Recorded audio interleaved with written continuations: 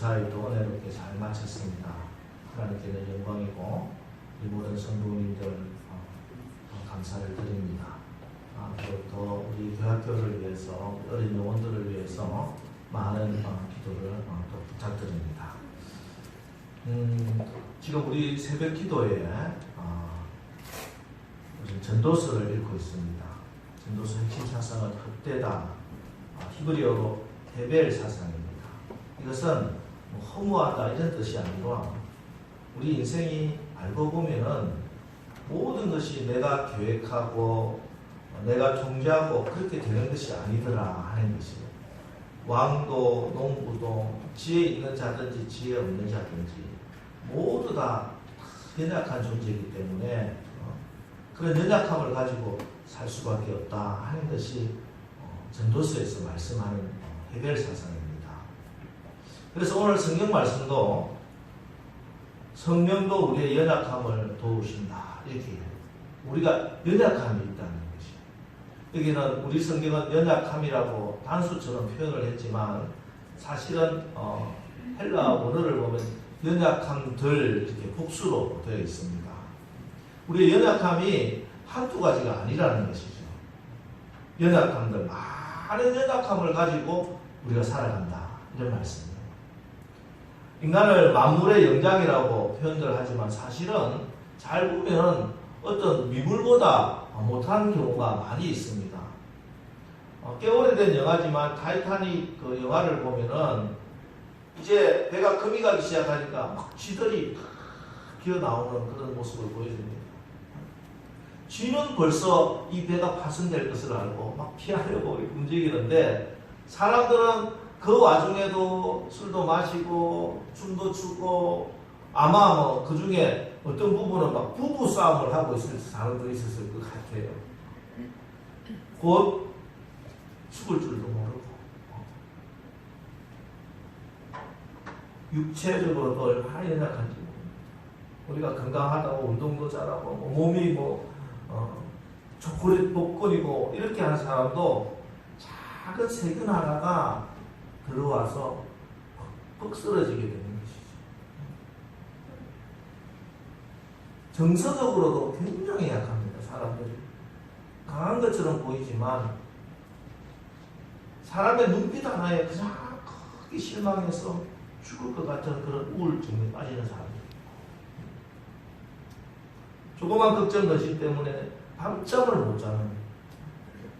제 경험으로는요, 겉으로 강하게 보이는 사람일수록 이렇게 더 약하더라고요. 특히 우리는 영적으로도 굉장히 연약합니다. 그리고 이단이 왜 생길까요? 이단이 은혜를 잘못 받았을 거예요. 은혜를 잘못 받아서. 하나님이 주신 은혜를 분수에밖에 받지 못하고 그게 은혜를 너무 지나치다 싶을 정도로 받으니까 그게 통제가 안 되니까 그래서 이단으로 빠지는 것이죠. 이렇게 주신 은혜도 잘 받지 못하는 게 이 연약한 우리 인생들이다 하는 것입니다. 그래서 성경은 우리를 질그릇에 비유합니다. 질그릇. 여러분 질그릇 아시나요? 집에 있는 본차이나 아니 밥그릇, 국그릇, 머그컵 이런 게 아니에요. 질그릇은 애들이 미술 시간에 차렷 놀이를 하면서 만드는 그릇, 열처리가 안 된 거, 이게 질그릇이죠. 금방 부서집니다. 조그만 충격. 우리 자꾸 그래서 깨지는 거예요. 자꾸 넘어지는 것이고. 결심했다가 무너지고, 작심삼일이라고 하는 말이 있잖아요. 작심삼일. 작심삼일이 아니라 하루에도 몇 번씩 결심한 것이 무너지고. 그게 바로 우리 질그릇입니다. 그런데 우리가 이렇게 연약하니까 어쩔 수 없다. 연약함을 핑계로 날마다 사는 것이 두렵고 무능한 자신을 원망하며 나중에 우울증까지 빠지고 그렇게 살 수는 없지 않습니까? 그렇다고. 이럴 때 우리에게 필요한 것이 무엇인가?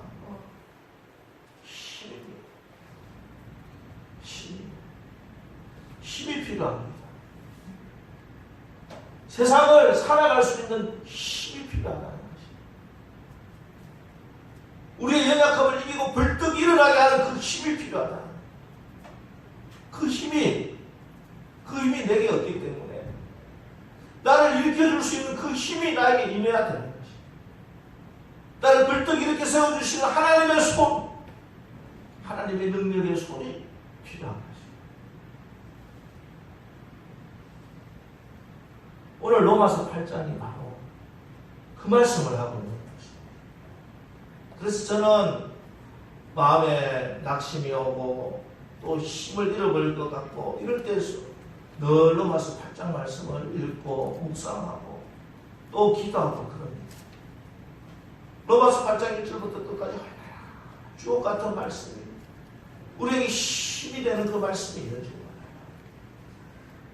알아요. 오늘 주시는 말씀을 통해서 여러분들 하나님이 주시는 그 힘을 받으시기를 주님의 이름으로 축원합니다. 아멘. 이와 같이 성령도 우리의 연약함을 도우시는 하나님. 하나님이 연약한 우리를 어떻게 다루시는가? 하나님은 연약한 우리를 슈퍼맨으로 만들어 주시는 것도 아니고 천사로 바꿔주는 것도 아니고 성령도 우리의 연약함을 도우시나니 하나님은 우리의 연약함을 도와주신다. 그래서 하나님은 성령을 보내주셨다. 성령을. 여러분, 성령님은 우리의 연약함을 돕는 하나님이세요. 성령님을 다른 이름으로 뭐라고 부르세요?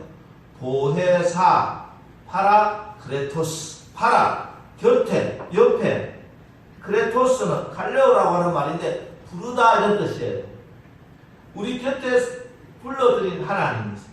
내 곁에 오신 하나님, 옆에 계신 하나님, 어려운 일 당할 때, 힘들 때 옆에서 도와주시는 보혜사 성령님이세요.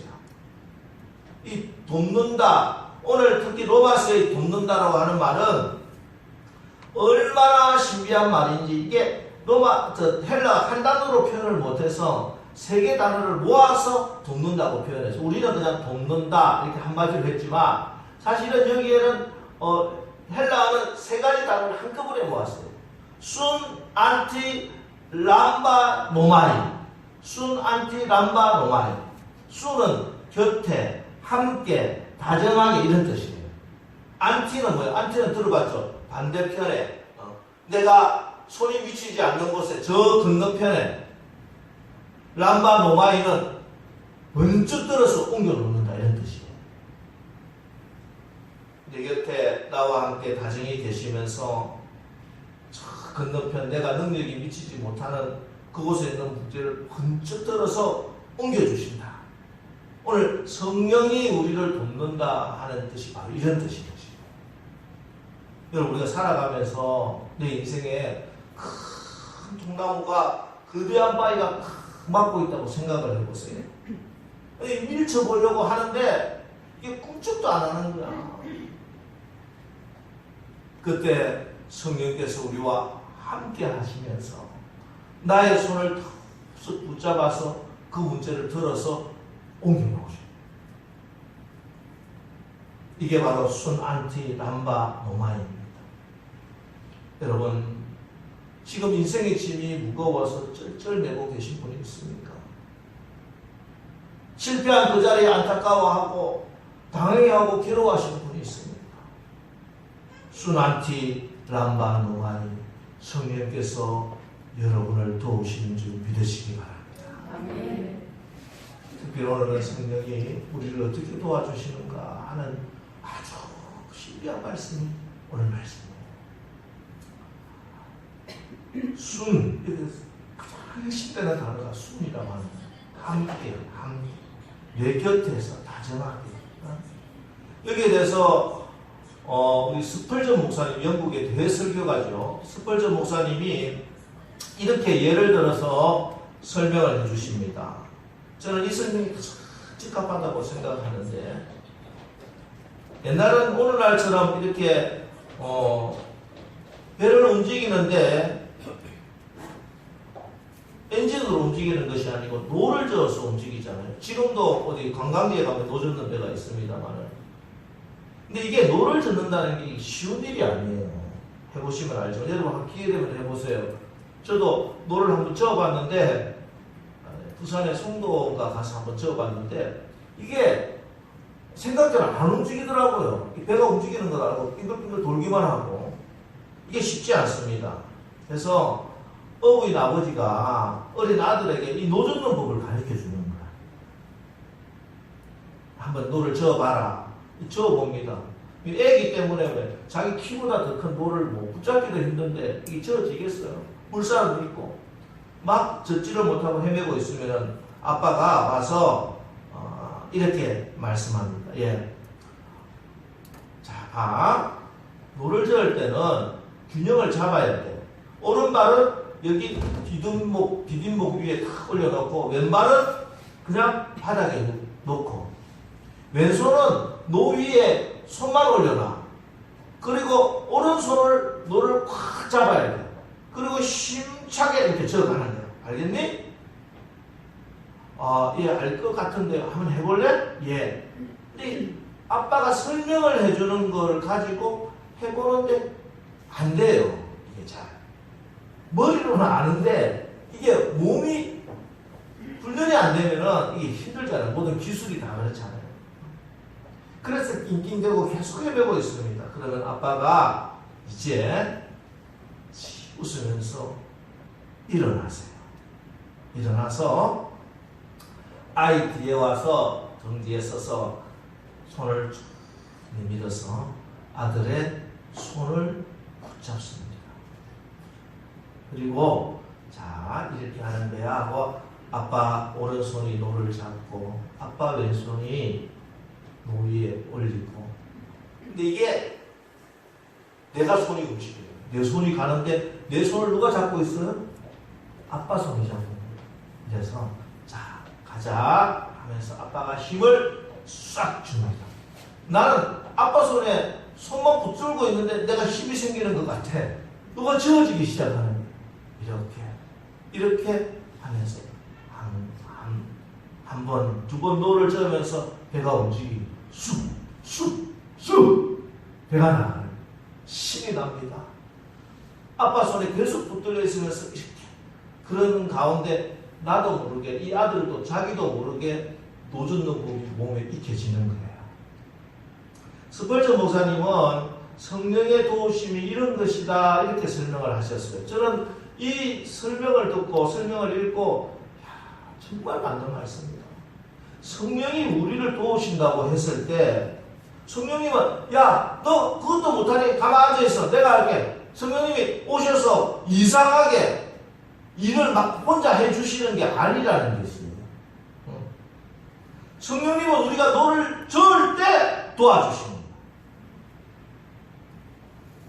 그래서 우리가 성령님을 모셨다, 믿었다, 믿음 생활을 했다, 예수를 믿었다, 성령님을 모셨다고 해서 내 연약함이 한순간에 사라지는 것이 아니에요. 그렇게 착각하면 계속 실망하게 되는 것이에요. 우리는 여전히 연약한 질그릇이라는 사실을 아셔야 됩니다. 그러나 성령님은 우리의 연약함을 그대로 두고 도와주세요. 내가 그 도움을 성령님의 도우심을 따르려고 할 그때 도와주신다는 것이에요. 그래서 오히려 우리의 연약함이 축복입니다. 내가 연약하기 때문에 성령이 도와주시는 것이잖아요. 그래서 우리가 우리의 연약함은 실패 조건도 아니고 하나님을 잘 섬기지 못하게 하는 그런 장애물도 아닙니다. 연약함은 오히려 성령의 능력을 도움을 받는 축복의 통로가 될 수 있어요. 그래서 내가 내 연약함을 인정하고 하나님 앞에 내가 내 연약함을 내어드릴 때 이 연약함을 통해서 하나님이 하나님의 강하심을 드러내 주시는 줄 분명히 믿으시기 바랍니다. 지난주에 저희 지방에 배종명 목사님이 계십니다. 그분과 같이 식사하면서 배 목사님 간증을 제가 들었습니다. 제가 이번 주일날 설교에 목사님 이거 간증 제가 써먹겠습니다. 아, 그러세요 해서 내가 이름 그대로 쓰는 거예요. 실명은. 2년 전에 우리 지방에 이게 기흥 있는 쪽에 상가 2층에 18평 보증금 2천에 월세 60인가 80인가 이렇게 계약을 해서 교회를 개척하신 분입니다. 근데 이 목사님은 좀 특이해요. 나이도 지금 이제 50이 됐는데 그러니까 부목사 사역을 14년을 하신 분이야. 이 부목사 사역이 특이합니다. 지금 그 담임 목사님과 이 부목사가 전도사 목사로 만나가지고 이 두 분이 교회를 개척한 거예요. 서울에서. 목사, 전도사 두 명이 기도하는 가운데 교회를 개척하죠. 서울에서 상가교회로부터 시작해서 단독 건물을 짓고 교회를 건축하고 14년 만에 꽤 큰 중형교회로 부흥을 시킨 경험이 있는. 그러니까 부목사지만 사실은 담임 목사님하고 똑같이 목회를 해보신 분. 13년 동안. 상가의 작은 교회에서 400~500명 모이는 그런 교회로 부흥을 시킨 경험이 있는 목사님. 그러니까 이제 기도하는 가운데 목사님 저도 이제 개척을 해서 나가겠습니다. 아 그래서요 목사님 하고 축복해주면서 교회를 개척하는. 그때 목사님은 자신이 만만했다는 거예요. 다른 사람은 몰라도 내가 이렇게 열심히 열정적으로 목회를 하고 또 내가 이런 경험이 있으니 나는 목회하면 될 거야. 그런 생각을 가지고 개척을 한 것입니다. 그런데 1년을 목회를 하고 보니까 새신자 1명 안 오는 거예요. 새신자는커녕 주일날 새신자는커녕 새벽 기도에 한 사람도 안 나오더라는 거예요.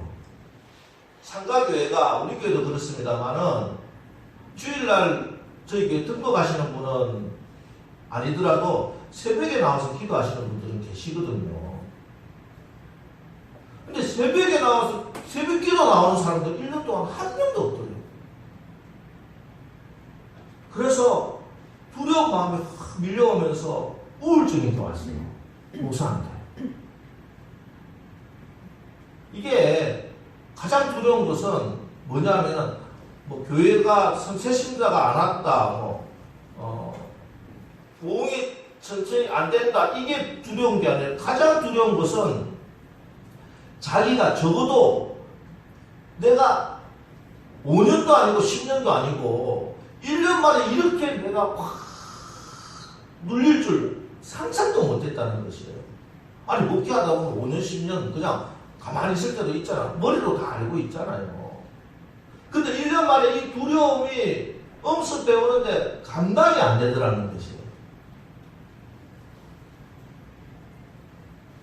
그때 만난 사람이 남서울교회 김영기 목사님. 그때 제가 목사님을 만났습니다. 목사님이 교제를 하다가 저를 만나서 저는 그 상황을 모르죠. 저는 개척 예배 드리는데 가서 이 목사님이 아주 성령 충만한 목사님이고 아주 저하고 영적으로 좀 통하는 게 있어서 제가 관심을 두고 있었습니다. 만나서 이야기하고 뭐 우리 남설교회 이야기도 하고 하나님께서 우리 남설교회 성령으로 역사하신 그런 간증도 드리고 이렇게 했는데 이 대화 이후에 목사님 마음에 그래요. 기도해야지 하는 마음이 있어요. 기도해야지. 이 마음이 확 밀려오더라고요. 그리고 기도하기 시작했습니다. 그리고 그 1년 사이에 하나님께서 이 목사님에게 내 입을 크게 열라. 새로운 장마터를 가라. 새로운 장마터로 나가라 하는 말씀을 주셔서 마음에 하나님께서 100평 이렇게 이야기하시죠. 저는 그런 음성을 잘 못 들어봤는데 그런 목사님도 계시더라고요. 100평 이렇게 이야기해 주시고 100평짜리 지금 보증금 2천만 원밖에 없는 이분이 어떻게 100평짜리 교회로 옮길 수가 있겠어요. 이번에 인테리어 때문에 제가 사실은 만나서 소개해주고 이렇게 같이 식사를 했는데 100평 인테리어 하는 것만 해도 1억이에요. 교회 백경을 인테리어 하려니까 1억이더라고. 연말하게 하려고 하면. 근데 돈이 10만 원밖에 없는 이 목사님이. 그런데 기도하니까 하나님이 그 문제를 해결해 가시는데 저도 듣고 깜짝 놀랐어요. 아니 어떻게 이런 일이. 야 목사님 대단하십니다. 야 정말 하나님의 성령이 역사하시는군요. 아유 남설교회 역사하시는 그 비하면 아직 멀었어요. 목사님은 아침에 기도하고 저녁에 기도하시고 저는 이번에 가면은 아침 점심 저녁 3번 기도해야지. 목사님 따라갑니다. 그런 식으로 해야 돼요. 제일 큰 변화가 뭔지 아세요? 제일 큰 변화가 무슨 그렇게 누가 와서 아무도 관계도 없는 분이 어느 날 찾아와가지고 갑자기 통장 들고 와가지고 목사님한테 교회 이전하는 데 쓰시라고 그렇게 하는 그게 기적이 아니라 제일 큰 기적은 이 목사님이 교회를 개척할 때 자신만만했던 그 자신감이 완전히 무너지고 이제 하나님이 주시는 그 성령을 의지한 자신감, 성령을 의지한 두려움 없음, 믿음 이것이 기적이다. 여러분 내가 가진 힘으로 자신감을 가지고 있으면요 환경에서 좌우됩니다. 조금 나아지면 교만해지고 조금 환경이 어려우면 그냥 신랑낙담하고 우울증에 빠지고 그러나 성령이 주시는 자신감을 받게 되면 환경에 관계없어요. 말씀합니다. 아니 뭐 하나님이 하실 건데 하나님이 지금도 해오셨는데 내 눈에 보이는 게 사실이 아니고 내 귀에 들리는 이것이 진짜가 아니고 살아계신 하나님이 진짜 하나님이신데 두려움이 없어. 얼마나 힘이 차요. 지금도 사실 문제가 있죠. 교회를 갖다 그렇게 옮기기가 쉽지 않습니다. 교인 뭐 10몇 명밖에 없는 교회가 그렇게 할 수 있겠어요. 그런데도 불구하고 힘차고 믿음차고 용기가 하고 제가 박사한테 끝까지 뭐 신당 수익을 저한테 사주고 괜찮다는 자기가 하나님이 다 해주실 거라 믿는다는 거예요. 제가 은혜를 받았어요. 그래서 제가 이번 주에 설교하면서 내 목사님 이야기 할게요. 하세요. 하나님이 내 이야기가 아니고 하나님 영광인데 하나님이 살아계신다는 것을 증거해 주는데 무엇이든지 다 좋습니다. 여러분 지금까지 내가 연약하다는 사실 때문에 괴로웠습니까? 실패했다는 것 때문에 혹시 내가 실패할 것 같아서 두려우십니까? 괜찮습니다. 연약해도 좋습니다. 아니 연약해서 더 좋습니다. 이제 내가 연약하니 성령이 우리를 도와주실 줄 믿으시기 바랍니다. 아멘. 특별히 성령은 어떻게 우리를 도와주시느냐? 어떻게 도와주시느냐? 기도를 도와주시느냐. 이와 같이 성령도 우리의 연약함을 도우시라니 우리는 마땅히 기도할 바를 알지 못하나 오직 성령이 말할 수 없는 탄식으로 우리를 위하여 친히 간구하시느니라. 예, 성령님은 우리의 기도를 도와주세요. 다른 걸 도와주시는 것이 아니라 기도를 도와주세요. 기도가 만사 해결의 능력이기 때문에 그렇습니다. 기도해야 되기 때문에 그렇어요. 마땅히 기도해야 됩니다. 마땅히 기도해야 되는데 기도하지 않아요. 여러분 우리 연약함 중에 가장 큰 연약함, 결정적인 연약함이 뭔지 아세요? 기도의 연약함이에요. 기도의 연약함. 내 몸이 연약하고 경제적으로 어렵고 그게 연약한 게 아니에요. 기도의 연약함이 진짜 연약함이라니까. 그래서 어려운 가운데 연약한 가운데 마귀가 우리를 공격하는 최우선 목적은 최우선 길은 뭐냐면 기도를 연약하게 만드는 거예요. 기도를 포기하게 하는 것입니다. 그렇지 않아요 여러분? 여러분 우리 몸이 조금만 아프면 제일 먼저 뭘 포기합니까? 기도를 포기해요. 몸에 열이 나기 시작하면 기도를 포기하고 밖에서 조금 어려운 거 기분 상한 일이 있으면 에이 기도 안 해요. 기도를 포기하고 신앙생활 조금만 긴장이 풀려서 세상 말 조금만 들어보세요. 제일 먼저 우리는 기도를 포기하게 됩니다. 마귀는 늘 이렇게 우리의 기도를 포기하게 공격을 해온다는 것입니다. 성령께서 이것을 너무 잘 아시죠. 성령이 이걸 너무 잘 아시기 때문에 우리의 연약한 기도를 도와주시는 거야. 그래서 내 환경에 나의 삶 속에 무슨 일이 일어난다 하더라도 그곳에서 내가 기도해야지, 이때는 기도해야지 하는 마음이 생기면 성령이 역사하고 있고 성령이 도와주고 계십니다. 저를 만나서 교제하고 대화를 하는데 저 입을 통해서 우리 교회 간증을 한 게 그거는 내가 한 게 아니에요. 그 가운데 배 목사님이 기도해야지 마음을 받았다는 성령께서 그곳에서 역사해 주십니다.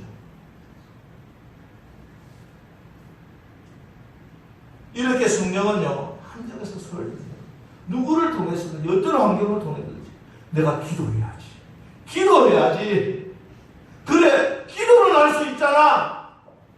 이렇게 우리를 합력하여 선을 이루시는 성령님이신 줄 분명히 믿으시기 바랍니다. 이때 성령은 두 가지 방법으로 우리의 기도를 도우십니다. 다 같이 26절 한번 읽어보겠습니다. 시작. 이와 같이 성령도 우리 연약함을 도우시나니 우리가 마땅히 빌 바를 알지 못하나 오직 성령이 말할 수 없는 탄식으로 우리를 위하여 친히 간구하시느니라. 예.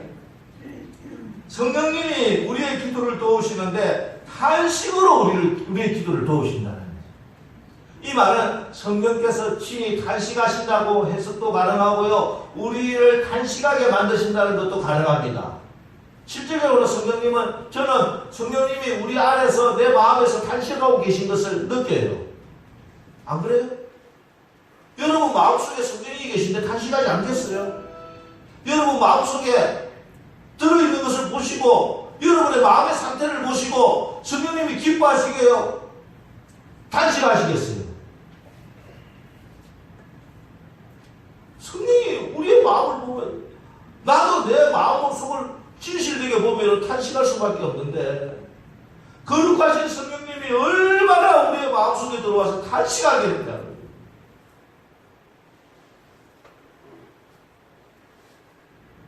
성령님이 탄식하는 것 자체가 이래서 탄식함으로 기도해 주심으로 우리의 기도가 힘을 받는 거예요. 그 탄식함이 없으면요 우리의 기도는 힘이 없어요. 하나님 앞에까지 올라가지 못해요. 화살이 쏘았는데 힘이 없어서 쑥 떨어지는 것과 마찬가지예요. 그래서 성령께서 친히 탄식하심으로 우리의 기도에 힘을 못해서 하나님 존재까지 우리의 기도를 쏘아 올려 보내주시는 줄 믿으시기 바랍니다. 동시에 우리가 탄식하며 기도할 수 있도록 탄식의 영을 부어주세요. 그래서 대부분 기도를 깊이 하다 보면 탄식할 수밖에 없습니다. 물론 기도하다가 기쁘고 찬양하고 할렐루야 춤추면서 기도할 수 있겠지만 대부분의 기도가 제 경험은 그렇습니다. 기도를 깊이 하면 깊이 할수록 탄식이 나오세요. 울부짖으며 기도할 수밖에 없습니다. 우리가 다 연약하기 때문에 그렇습니다. 다 연약합니다. 다윗도 연약하고 엘리야도 연약하고 바울도 연약하고 다 우리와 성령이 같아서 다 연약합니다. 그래서 성경에 나오는 기도들은 다 탄식의 기도. 탄식의 기도를 하나님이 들으신다는 거죠. 내 기도에 탄식함이 없이는 그 기도가 하나님께 올라가기가 힘들어요. 진실된 기도를 들어보세요. 탄식하지 않을 수 있는가? 성령의 마음을 받아보세요. 탄식하지 않을 수 있는가? 성령이 우리를 위해 탄식하시는 그 탄식이 들려오고 그 탄식감이 내 마음에 왔을 때는 탄식하며 기도할 수밖에 없습니다. 이사야서 38장에 히스기야가 기도합니다. 그 히스기야의 기도를 이렇게 육체의 연약함을 놓고 하나님께 탄식하며 기도를 이렇게 합니다. 나는 제비같이 학같이 짖으며 비둘기같이 슬피 울며 내 눈이 쇠하도록 악망하나이다. 탄식의 기도였어. 눈물의 기도였어. 이 기도를 들으시고 하나님이 이렇게 응답하십니다. 내가 너 기도를 들었고 내 눈물을 보았노라. 내가 내 수완을 15년을 더하고 내가 너를 낫게 하리니 내가 3일 만에 여호와의 성전에 올라갈 것이다. 할렐루야. 여러분, 기도하실 때마다 우리 안에서 탄식하시는 성령의 탄식함이 들리시기를 축원합니다. 그리고 성령께서 부어주시는 탄식의 영으로 눈물로 간절함으로 진실함으로 하나님께 기도하려 히스기야가 응답받았던 것처럼 우리 모두 다 응답받는 기도의 용사들 다 되시기를 주님의 이름으로 축원합니다.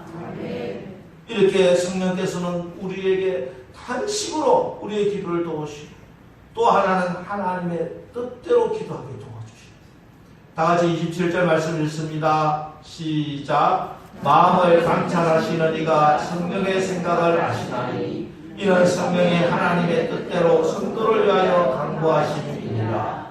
성령이 하나님의 뜻대로 강구하신다. 성령이. 사실 우리는요, 하나님을 믿는다고 하고 교회를 다닌다고 목사라고 하더라도 하나님의 뜻을 모를 때가 대부분입니다. 그죠? 안 그래요? 저는 그래요. 하나님의 뜻을 모를 때가 기도는 하는데 기도의 자리에 앉았는데 하나님의 뜻을 모르겠어요. 그냥 무조건 낫게 해주세요. 무조건 하나님 돈 벌게 해주세요. 무조건 이 문제 해결해 주세요만 기도하지 진정 이 가운데 하나님의 뜻이 무엇인지 몰라요. 그런데 내가 성령과 함께 기도하다 보면은 하나님의 뜻대로 강구하게 하시는, 그래서 기도 응답을 받게 한다는 것이에요. 우리의 기도에 있어서 가장 중요한 것이 하나님의 뜻대로 기도하는 것입니다. 그래서 사실은 저도 어떤 기도 제목을 놓고 기도하다가 이게 하나님의 뜻인가 아닌가 그럴 때는 그냥 기도 제목 하나입니다. 하나님의 뜻이 이루어지게 하여 주옵소서. 성령이 친히 강구하여 주옵소서. 그러면서 바로 내 마음을 하나님께 완전히 다 드리고 성령이 친히 강구하더라고 기도를 그렇게 방어로 참합니다. 그럼 다시 탄식에 영입해서 무슨 이유인지 모르지만 눈물로 회개하게 만드시고 통곡하게 하시고 하나님의 만지심을 느끼시고 그런 가운데 내 영을 하나님께서 다시 정결하게 하셔서 하나님의 뜻이 분별되게 하시고 또 하나님의 뜻을 알게 되면 또 그 문제를 붙들고 그렇게 더 간절히 기도하고 그래서 하나님의 뜻이 이 땅에 이루어집니다. 그 역사하시는 것입니다. 그렇습니다. 우리는 너무나 연약한 존재. 그러나 이 연약함도 기쁨이요 감사요 자랑입니다. 우리가 알거니와 하나님을 사랑하는 자 곧 그의 뜻대로 부르심을 입은 자들에게는 이 연약함과 성령의 합력하심으로 선을 이루어 주시기 때문입니다. 마땅히 기도해야 되는데 기도하지 못하고 하나님의 뜻도 모르는 우리를 위해서 성령이 하나님의 뜻대로 기도해 주십니다. 감사할 뿐이에요. 오늘 이 시간 성령 앞에 나왔어요. 이제 우리 성령님께 나의 모든 것을 맡겨드리십시오. 성령님은 우리의 곁에, 아니 우리 안에 계세요. 나의 가장 깊숙한 곳에 성령님이 계세요. 성령의 탄식함이 들리시기를 바랍니다. 성령을 더 이상 근심하게 만들지 마시고 성령의 탄식함을 듣고 내가 탄식하며 기도하시고 성령이 역사하세요. 하나님의 성령이 역사하세요. 가장 강하신 능력의 손에 역사하세요. 지금도 하나님 살아계세요. 성령님 지금도 역사하세요. 여러분 성령님을 의지하시기 바랍니다. 성령을 의지해서 기도하시기 바랍니다. 나의 기도를 성령님께 올려드리시기 바랍니다. 오늘도 성령께서 나의 뒤에 나의 어깨에 오셔서 팔을 내미시고 계실 때 성령님 내 이 두 손을 성령님께 맡깁니다. 올려드리면 성령께서 나의 손을 붙잡아 주시고 연약하지만 부족하지만 이 연약함을 통해서 오히려 모든 것을 합력하여 선을 이루시고 하나님께 영광을 돌리게 해주실 줄 믿습니다. 이 시간 우리 다 같이 기도하기를 원합니다. 오 성령님 오시옵소서. 우리가 주님을 영접합니다. 환영합니다. 오셔서 역사하여 주시옵소서. 내 인생 끝날 때까지 성령님과 동행하겠습니다. 이 시간 오늘 말씀을 기억하고 나의 모든 연약함을 진솔하게 하나님께 고백하면서 우리 합심해서 우리 3분 동안만 성령님 나를 도와주세요. 성령님 나를 도와주세요. 우리 합심해서 우리 주여 한번 부르고 기도하겠습니다. 주여!